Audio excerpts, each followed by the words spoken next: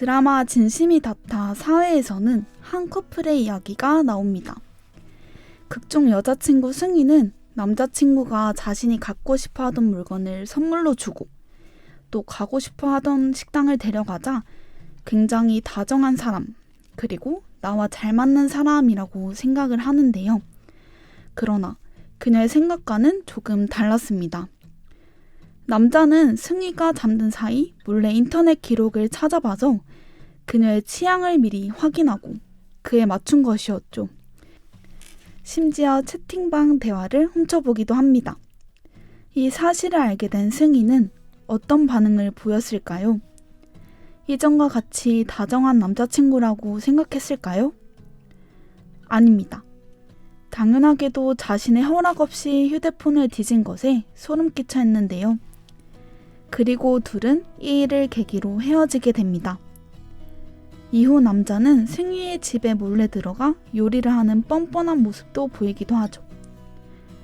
방금 제가 전해드린 내용은 단순히 드라마 속에서만 일어나는 일이 아닙니다. 최근 뉴스를 통해 자주 접할 정도로 스토킹 범죄는 나날이 심각해지고 있는데요. 네, 맞습니다. 그만큼 우리는 스토킹이라는 범죄에 대해 정확하게 알고 그 대처 및 예방법에 대해서도 인지할 필요가 있는데요. 그래서 오늘은 사랑으로 위장한 범죄, 스토킹에 대해 대덕경찰서 여성청소년계 스토킹 전담 경찰관님 모시고 이야기 나눠보고자 합니다. 본격적으로 이야기 나누기 전에 지민, 하성운의 With You 듣고 오시겠습니다.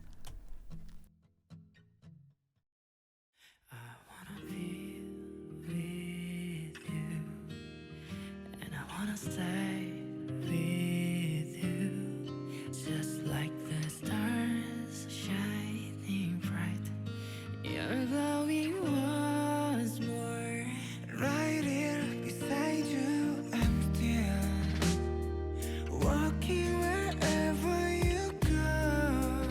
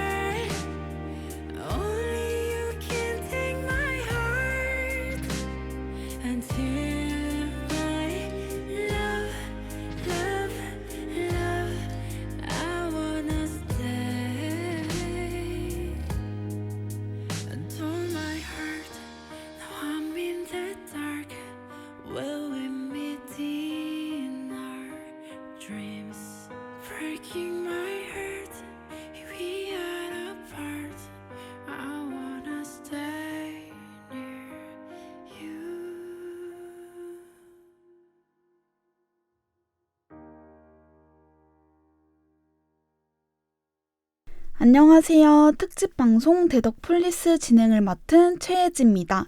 안녕하세요. 김채림입니다. 오늘 저희에게 스토킹 범죄에 대해 소개해 주실 분 모셨습니다. 경장님 인사 부탁드릴게요. 안녕하세요. 대덕경찰서 여성청소년계에서 스토킹 전담경찰관으로 근무하고 있는 이희영 경장입니다.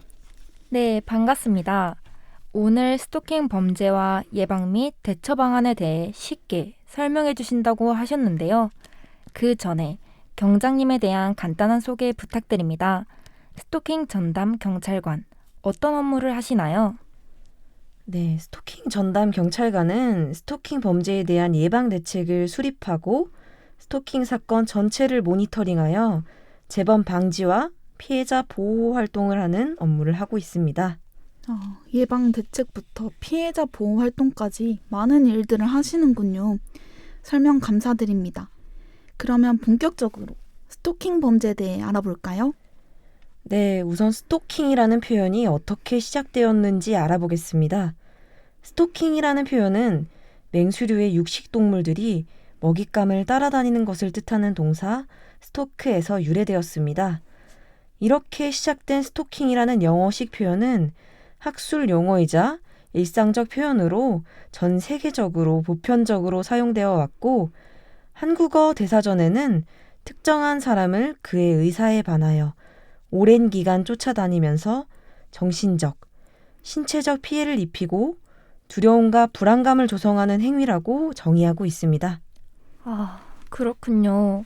스토킹의 유래에 대해서는 처음 듣는데 어음부터 그 의미까지 아주 등골을 오싹하게 만드네요. 네, 저도 스토킹이란 단어에 이런 뜻이 있는 줄 정말 몰랐습니다. 그러면 이 스토킹 범죄에는 어떤 것들이 있나요?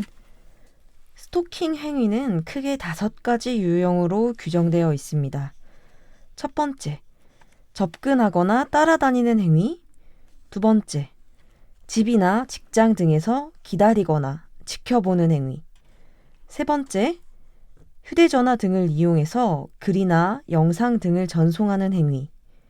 네 번째, 물건 등을 보내거나 주변에 두는 행위. 5번째, 집이나 직장 등 근처에 있는 물건을 훼손하는 행위 등을 스토킹 행위로 정의하고 있습니다. 네, 설명 감사드립니다. 제가 생각하는 것보다 스토킹 행위는 넓은 범위까지 규정돼 있는데요. 여기서 중요한 것은 아무래도 상대방의 의사인 것 같습니다. 상대방으로부터 동의를 구하지 않은 행위는 불쾌감과 공포를 불러올 수 있다는 사실을 잊어서는 안 될 것 같아요. 네, 맞아요.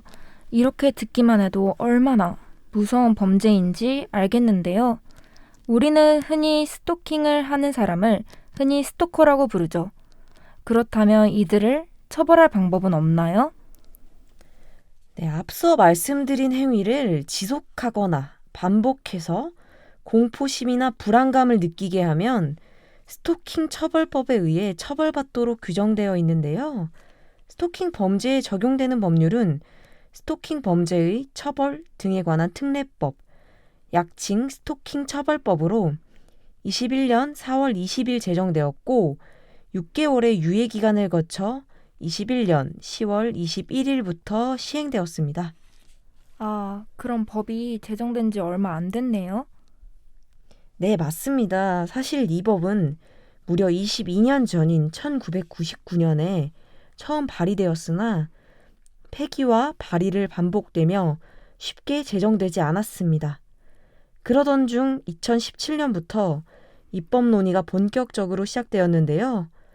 이러한 와중에도 스토킹 피해자가 살해되는 사건이 계속해서 발생하자 입법 필요성이 강력히 대두되었습니다. 오랜 기다림 끝에 최초 발의된 지 23년 만인 21년 10월 21일부터 시행되었고 녹음일 기준으로 시행된 지 벌써 200일이 지났습니다. 그렇군요. 경장님의 이야기를 듣다 보니 궁금증이 하나 생기는데요. 혹시 스토킹 처벌법이 시행되기 전에는 어떻게 처벌을 했나요? 이 법 시행 이전에는 경범죄 처벌법에 의거해 벌금 8만 원에 경미한 처벌에 그쳤습니다. 이제는 단순 스토킹 범죄의 경우 3년 이하의 징역 또는 3천만 원 이하의 벌금, 게다가 흉기 등 위험한 물건을 소지한 경우 5년 이하의 징역 또는 5천만 원 이하의 벌금으로 가중처벌되도록 규정하고 있습니다. 벌금 8만 원이요? 피해자가 겪었을 아픔에 비하면 정말 턱없이 약했던 처벌 같은데요. 이제라도 범죄 처벌이 강화돼서 정말 다행인 것 같습니다. 이렇게 가해자 처벌에 대해 이야기하니 피해자 보호에 대해서도 정말 궁금해지는데요. 스토킹 피해자는 과연 어떻게 보호받을 수 있을까요? 우선 피해자를 가해자로부터 분리하는 것이 가장 중요합니다. 그래서 현장에서 긴급성이 있고 재발 우려가 있는 경우에는 100m 이내 접근 금지와 휴대전화, 메신저 등을 이용한 접근을 금지하는 긴급 응급 조치를 할 수 있습니다. 또한 고위험 범죄자의 경우에는 1개월 이내에 유치장에 입감하는 내용이 포함된 잠정 조치를 법원에 신청할 수 있습니다. 그럼 고위험 범죄자는 어떤 사람을 말하는 건가요? 고위험 범죄자의 기준은 범죄의 종류마다 다를 수 있습니다. 다만 스토킹 범죄에서 다른 형법상의 범죄와 경합하여 있는 경우 또는 스토킹 행위의 지속성, 반복성이 높아 재발 우려가 매우 높은 경우에 해당한다고 할 수 있습니다. 아, 그렇군요. 확실히 피해자에 대한 가해자의 접근을 완전히 막아야 피해자가 불안하지 않게 하는 게 가장 중요한 것 같습니다. 또 꾸준한 피해자 심리치료도 이어져야 할 것 같네요. 이제는 경장님이 계시는 그리고 우리 한남대학교가 위치한 대덕구에 관해서 이야기 나눠보겠습니다. 경장님, 대덕구의 스토킹 범죄 사례를 소개해 주실 수 있나요? 네, 지난해 12월 헤어진 연인이 운영하는 업소에 여러 차례 찾아가 행패를 부린 50대 남성을 구속한 사건이 있었고 헤어진 연인에 대한 스토킹 행위가 폭행 등 강력범죄로 이어져 법원으로부터 1개월 이내 유치장 입감이라는 잠정조치 사후가 결정된 사례도 있었습니다. 우리가 살아가는 이 대덕구에서도 이런 범죄가 일어난다는 게 살짝 무서운데요. 그만큼 대덕경찰서의 힘이 필요할 것 같습니다. 이희연 경장님을 비롯한 대덕경찰서에서는 스토킹 범죄 예방을 위해 어떤 일을 하고 계신가요? 대덕경찰서 여성청소년계에서는 스토킹 범죄의 예방과 피해자 보호를 위해 올해부터 SOS 프로젝트를 진행하고 있습니다. SOS는 Safe Zone of Stalking의 약자로 스토킹 범죄로부터 안전한 지역을 만들겠다는 의미를 담고 있습니다. SOS 프로젝트, 정말 좋은 의도인 것 같은데요. 이 프로젝트에 대해 조금 더 자세하게 설명해 주실 수 있나요? 우선 스토킹 관련 신고가 접수되면 스토킹 전담 경찰관, 담당 수사관이 합동으로 모니터링을 진행하여 재범을 방지하고 피해자에 대한 보호 조치를 검토하고 피해자를 지원하는 방안을 마련합니다. 그리고 스토킹 범죄를 예방하기 위해서는 스토킹 범죄가 무엇인지 알아야겠죠? 그래서 스토킹 범죄를 알리는 일도 매우 중요하게 해야 할 일 중에 하나입니다. 때문에 스토킹 범죄에 대해서 주민들이 알 수 있도록 포스터를 제작하여 학교, 기관 등에 홍보하고 있으며 대덕경찰서 여성청소년계 인스타그램 계정을 통해서도 다양한 정보를 제공하고 있습니다. 이렇게 우리 대덕경찰서에서는 스토킹 범죄 예방 활동에 힘쓰고 있으며 말씀드린 부분 이외에도 다양한 일들이 진행되고 있습니다. 여기서 한 가지 여쭤봐도 될까요? 네, 말씀하세요. 대학생들도 이런 범죄에 많이 노출될 수도 있다고 생각을 해요. 혹시 대학생들이 예방을 할 수 있는 방법이 따로 있을까요? 제가 생각하기로는 대학생들이 스토킹 범죄가 무엇인지 모르기 때문에 범죄로까지 나아가는 경우가 가장 많을 것 같아요. 네. 때문에 이런 지식을 접하고 내가 하는 행동이 스토킹 범죄이기 때문에 하지 말아야 한다. 그리고 혹시라도 내가 스토킹 피해를 입고 있으면 내가 지금 피해를 입는 것이 이제 스토킹 범죄에 해당한다는 것을 알고 대처를 하는 것이 가장 중요한 예방책 중에 하나이지 않을까 싶네요. 그럼 저희도 이제 스토킹에 대해서 많은 지식을 차곡차곡 쌓아가야 될 것 같아요. 대덕경찰서에서 스토킹 범죄를 막기 위해 이렇게까지 노력해 주시는지 알게 되었는데요. 오늘 새로운 정보를 많이 알게 된 것 같습니다. 덕분에 주민분들도 더 안심할 수 있을 것 같습니다.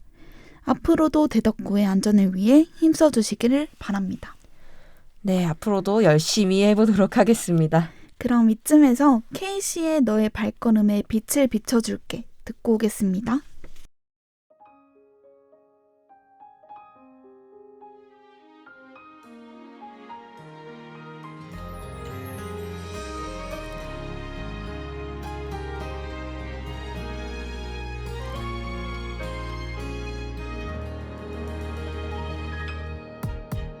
언제나 너의 곁에 있어줄게.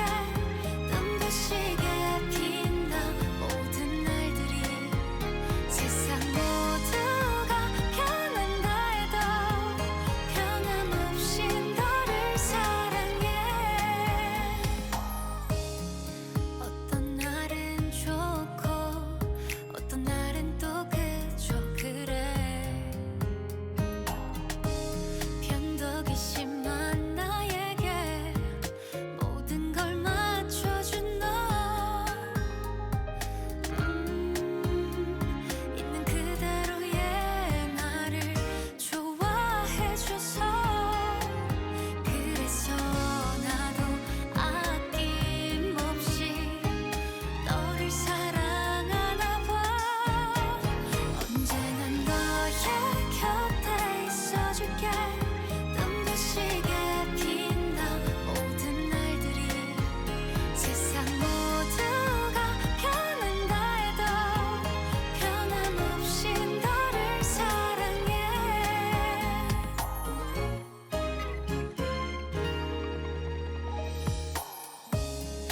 너무 행복해서 가끔은 불안하기도 해.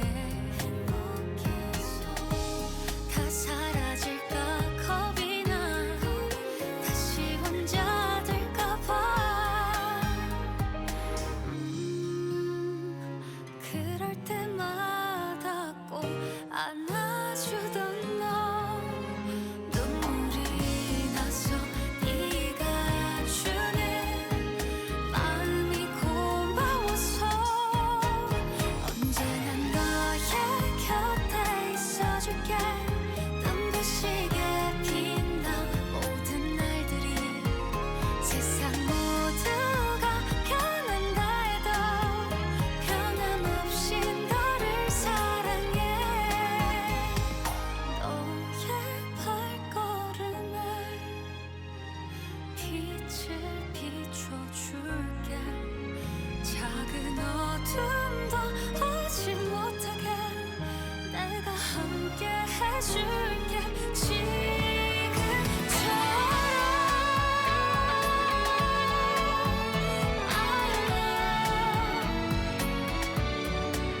영원히 너의 편이 되어줄게.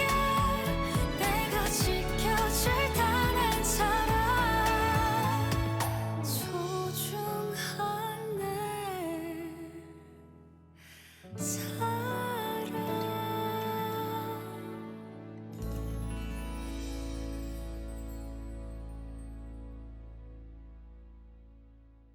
네, K씨의 너의 발걸음에 빛을 비춰줄게 노래 듣고 왔습니다. 그럼 마지막으로 스토킹 범죄 예방법에 대해서도 알려주실 수 있나요? 네, 스토킹은 가해자와 피해자가 연인 관계였다거나 기존에 알고 지냈던 관계일 때가 많은 것이 특징인데요. 때문에 피해를 입고도 신고하지 못하는 경우도 많을 것입니다. 하지만 계속된 피해가 우려되는 경우 또는 내가 지금 스토킹 피해를 당하고 있는 것이 아닌가 의심되는 경우에는 주저없이 112에 신고하거나 대덕경찰서 여성청소년계로 전화 상담을 주셨으면 합니다. 경찰관은 늘 여러분의 가까이서 도움을 드릴 준비가 되어 있다는 점 꼭 기억해 주세요. 또 한 번 강조하겠습니다. 112 신고는 더 큰 피해를 막을 수 있습니다. 감사합니다. 네, 감사합니다. 지금까지 대덕경찰서 여성 청소년계 이의영 경장님과 함께 했는데요. 스토킹 범죄의 정확한 의미부터 종류, 처벌, 피해자 보호, 그리고 예방까지 알게 된 시간이었습니다. 청취자 여러분께서도 스토킹 범죄에 대해 정확히 알고 나와 주변을 돌아보는 시간이 되셨길 바랍니다. 또 경장님의 말씀처럼 혹시 내가 피해당하고 있는 게 아닌가 하는 의심이 들 땐 주변 경찰서의 도움을 요청하시길 바랍니다. 개인적으로는 우리 사회가 피해자가 숨는 게 아니라 당당하게 나설 수 있고 보호받을 수 있는 건강한 사회가 되었으면 합니다. 경장님, 오늘 귀한 시간 내주셔서 감사합니다. 감사합니다. 감사합니다.